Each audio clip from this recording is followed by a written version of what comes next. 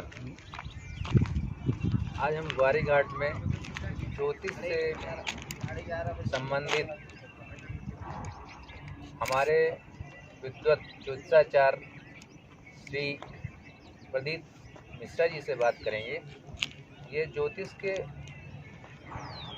उन संदर्भों पर चर्चा करेंगे जो आम आदमी घर में बैठ करके, घर में अपने परिवार के साथ बैठ करके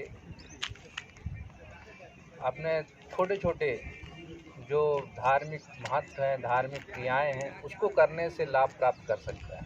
इसी संबंध में हमारे ज्योतिषाचार्य श्री प्रदीप मिश्रा जी आप सबको उन छोटे छोटे टुटके के रूप में एक जानकारी प्रदान करेंगे जो हम सब के लिए लाभप्रद होगा। बताइए प्रदीप मिश्रा जी। आज मंगलवार का दिन है। मंगलवार के दिन लाल वस्त्रों का को ग्रहण करके, मंगलवार के दिन जिन व्यक्तियों का काम नहीं हो रहा, बार बार व्यवधान आ रहा है, तो मंगलवार के दिन वो लाल वस्त्र धारण करें और लाल वस्त्र धारण करके अपना दाहिना पैर आगे बढ़ाएं। उससे उनके जीवन में विशेष समृद्धि होना और रुके हुए काम बनने प्रारंभ हो जाए।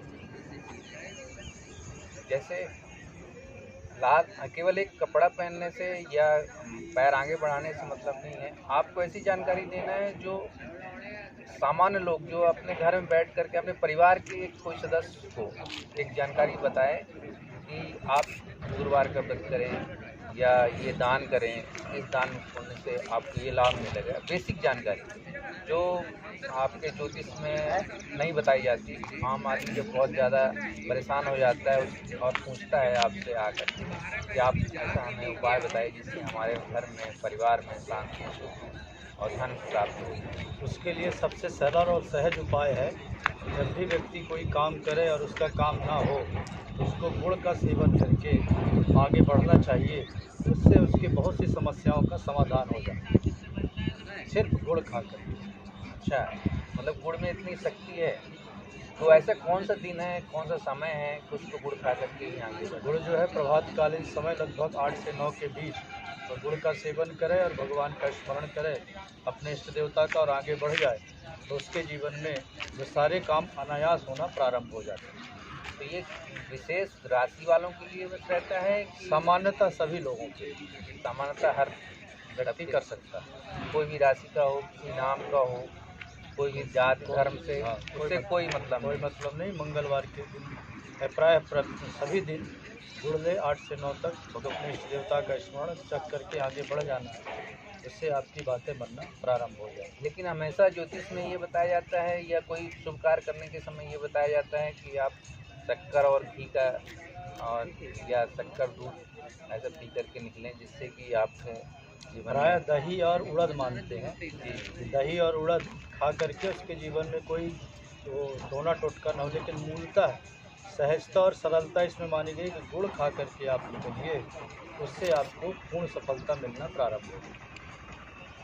ज्योतिष में और कौन से ऐसे तत्व छुपे हुए हैं जो आम आदमी को नहीं पता चलता, जो ज़रूरत है लोगों को जानने की और जो बेसिक जानकारी रखते हों, जो आपसे संपर्क नहीं कर पाते, कई बार परेशान रहते हैं घर में अपने परिवार के साथ ही, वो केवल उससे जूझते रहते हैं और आप तक नहीं पहुंच पाते। आप तक पहुंच करके ऐसे कौन से समाधान ढूंढ पाएंगे या मिल पाएगा उनको, जिससे कि वो परिवार के साथ दुखों से लड़ने की क्षमता उनको मिलेगी?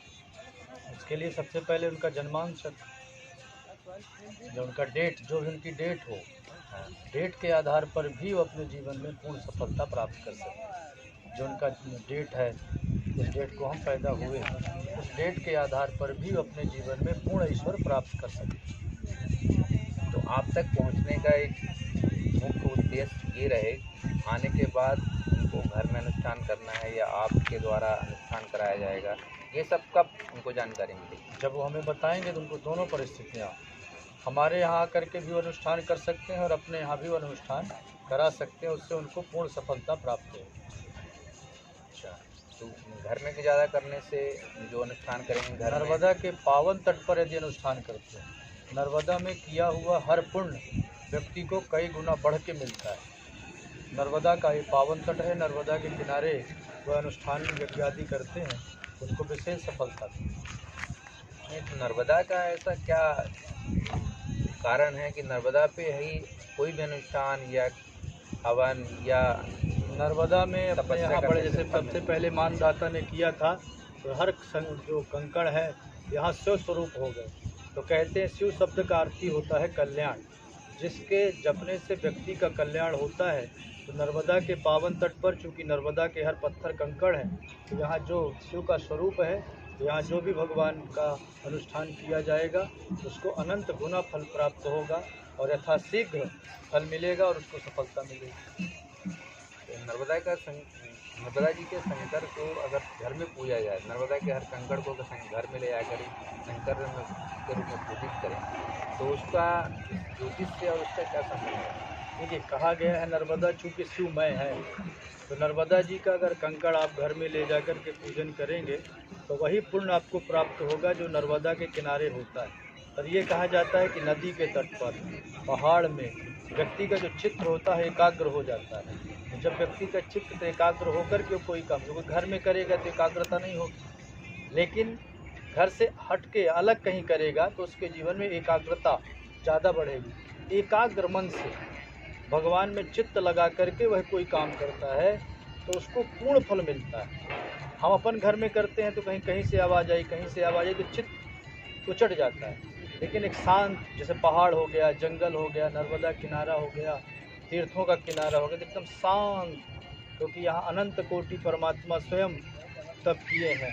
तो एक शांत वातावरण होता है, उससे अपन को पूर्णतः पूर्ण फल प्राप्त होता है। हम लोग जो है आपके जो बताए हुए मार्ग पर अगर चलेंगे तो आगे हमको सुख समृद्धि और धन की प्राप्ति होगी, ऐसा विश्वास करके हम आज नर्मदा के प्रति और आपके प्रति श्रद्धा है नमन करते हैं। और आगे हम सबसे आग्रह करेंगे कि माँ नर्मदा को दर्शन करते हुए हमारे ज्योतिषाचार्य श्री प्रदीप मिश्रा से संपर्क कर उनसे अपने घर की समस्या और समाधान के संबंध में एक एकाग्रचित्त से आकर बैठें और उनका इस समाधान अपने घर की कलह को दूर करें।